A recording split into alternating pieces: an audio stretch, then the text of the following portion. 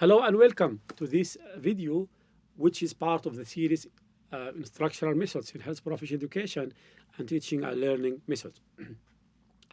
My name is Muhammad Hassan Taha. I am the director of the Medical Education Center at the University of Sharjah and the coordinator of the Master of Leadership in Health Profession Education, as well as the PhD in Health Profession Education.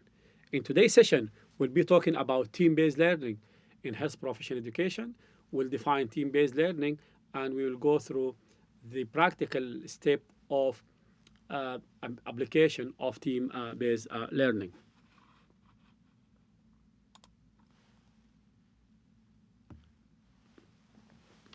So the learning outcome for today's session, we will explain the theoretical foundation of team-based learning and why it works. We'll describe a full sequence of team-based learning step by step. We'll discuss how to design high-quality readiness assurance test questions and their application exercise. Then we apply some framework for the clinical case design and application exercise. And we will critically evaluate the evidence and the common pitfalls throughout the sessions. And finally, we'll explore how to build a plan to implement team-based learning in your context. Why change? Why change from lecture? What is the case for active learning? Lectures are, by default, and I mean here for lecture, the classical lecture, the traditional lectures, not the interactive one, definitely.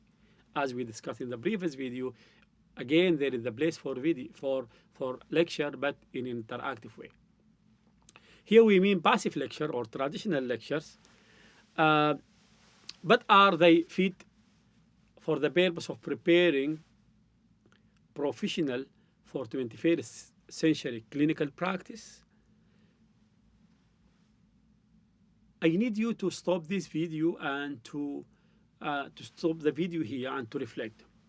Do you think that if lecture delivered in a classical way, will it be a good model of teaching the future practitioner?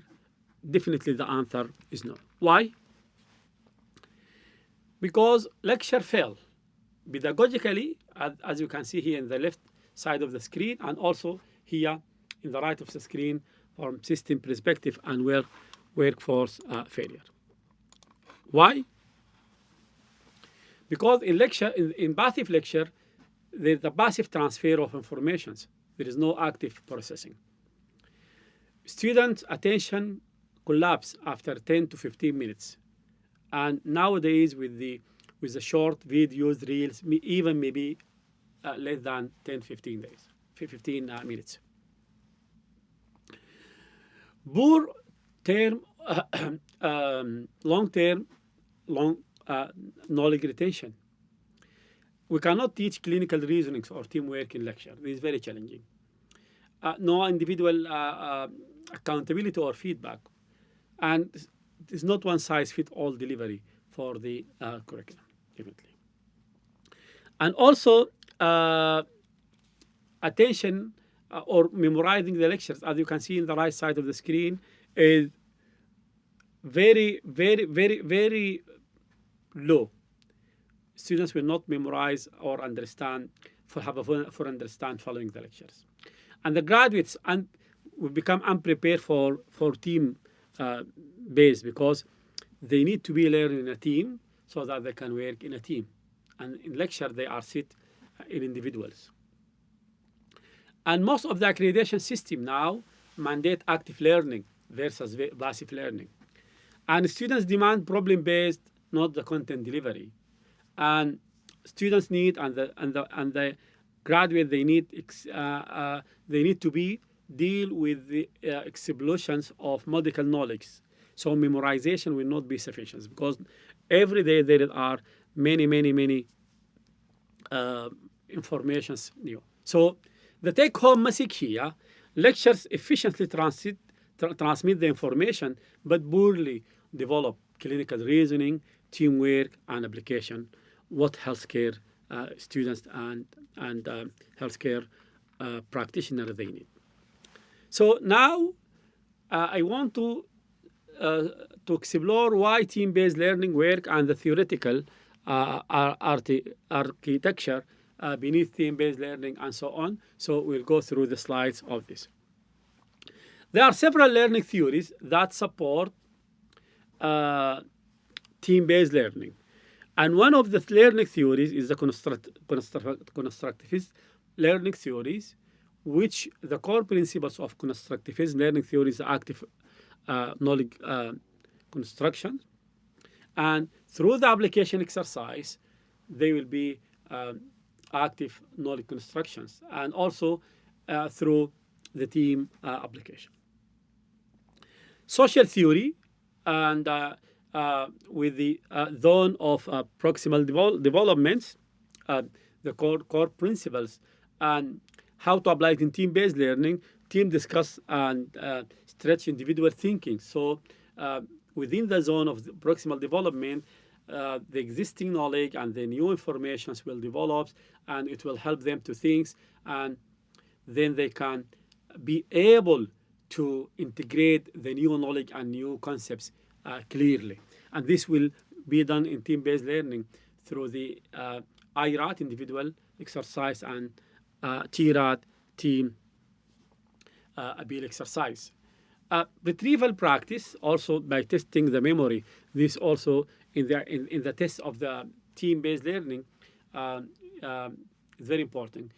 Peer teaching also, teaching the others is very important. Feedback also, and the theories and the educational theories behind the feedbacks, which is all throughout the phase of the team-based learning, is very important and very practical. So now, what is team-based learning exactly? And this is a very important thing that we need to consider. So it is an active learning and small group instructional strategy that provides students with opportunity to apply conceptual knowledge through a sequence of activities, include individual work, teamwork, and immediate feedback from the facilitator. So in team-based learning, we apply student-centered approach. Students drive learning through the application, not passive receipt of the content. It is instructor directed, because faculty, they design the learning outcomes, the clinical cases, the question, and facilitate the session. There is some sort of accountability in team-based learning, because there is individual accountability and team accountability, and the peer mechanism, peer-assisted learning mechanism, also ensures that everyone contributed, and the assessment should foster the accountability in team-based learning. So team-based learning has structure, evidence, and accountable, and group work has none by default, because it's part of the process. So it is individual and group activity in team-based learning. So there is individual accountability, and there's the group accountability in team-based learning. So now I will show you the anatomy of team-based learning and the step-by-step flow in team-based learning. So in team-based learning, there is a pre-class preparation. And in this pre-class preparation, the students can receive the material. Maybe you can send the material to them through the learning management system, Moodle, Blackboard, Canvas, or whatever, or through the emails, and they can read the material. We can send them video and watch this video, like what we are doing here in this master program and PhD program. We send you this video, you watch this video, and then we come to the class for the discussion. We can send you even slides. You can send the slides to the students. So this is called pre-class preparation. And the main aim here of pre-class preparation, if you can remember the Bloom taxonomy, understanding and memorization take place here. So you keep space and time for class activity for the higher level of Bloom taxonomy, which is for the application of the exercise, application of the activities, and then evaluation, synthesis, and creation, and so on. So we utilize the time effectively by students so that they can come to the class prepared. So these are pre-class activity. And in class activity, we have 3 activities. And as you see here in class, it's closed book, because when students they come to the class, you give them multiple choice question. 10, 15, 20 multiple choice question, and they answer this multiple question individually, and this is called the IRAT. Then the same multiple choice question will be answered in a team, and this is called TRAT. And the IRAT is the individual readiness assurance test, and the TRAT is the team readiness assurance test with immediate feedback. So, and then here, there will be like clarification session in some literature called appeal exercise, in which the students are appeal for their answer, why this is not correct answer, and then they talk and communicate with their facilitators. And here, we should avoid making this step like a mini lecture. Then after that, there will be like application exercise, maybe through a series of activities and so on. And in the application exercise, please use this framework. And this framework is called 4S framework. We give them scenarios for applications. And these scenarios, the 4S framework, and I'm going to explain this 4S framework is part of this video. The first is for the significant problem. Should be a problem. They should work on the same problem at different groups with a specific choice for the question for the all groups, and they should come with a simultaneous report at the end. Let's see the flow in a detail. So we have the pre-class preparation. And in the pre-class preparation, this individual reading, like self-study assigned, reading, videos, and so on. Then the IRAT, which is 10 to 20 MCQs completed silently. This will help retrieval. Then the TRAT, which team readiness assurance test. The same question by the team. They can maybe apply scratch paper or whatever. And then the clarification review, instructor address, or the facilitator or the teacher address only the TRAT gaps, avoid lecture here, and then appeal for the clinical cases, which is 4S framework. They should be committed to specific answers, and finally a peer and peer evaluation at the end, which is ongoing.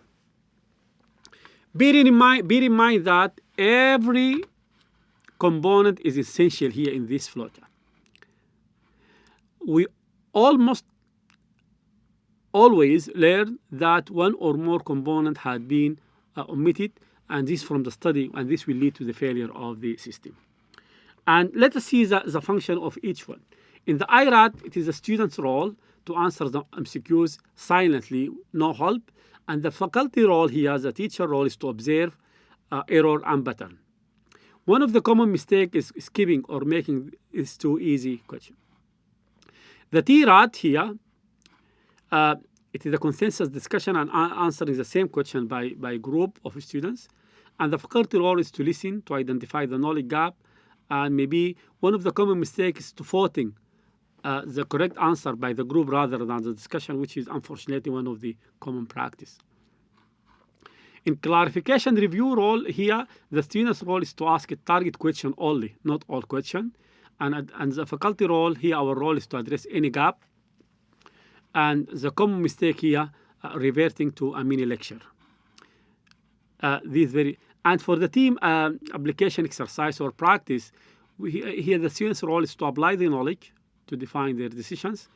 And the tutor role is to facilitate inter-team debate.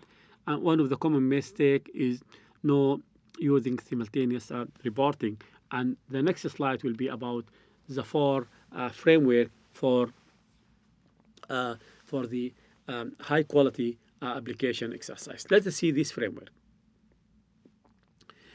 So 4S is for these 4S: significant problem, same problem, specific choice, and simultaneous report.